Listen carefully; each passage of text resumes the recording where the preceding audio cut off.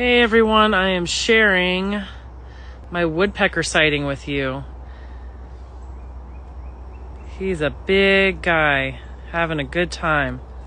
I was walking along on my afternoon walk and he just showed up, which I see them from time to time, but very seldom do I just see them out there picking away. So I figured, why not share the experience?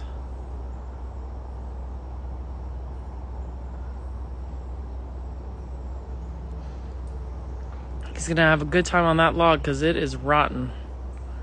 All kinds of little bugs and worms for him to eat on. So the woodpecker and the gene keys is about finding your rhythm. So I'm gonna have to look into that a little bit more, do some studying on what is it like to find my rhythm. What further wisdom Richard and Rosie have on this woodpecker here.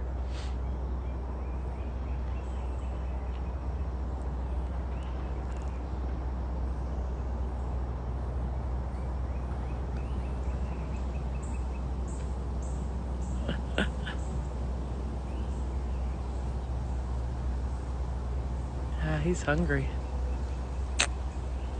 All right, well, that is the woodpecker story for today. Hopefully you are inspired to dig deep and find your rhythm, and we'll be talking again.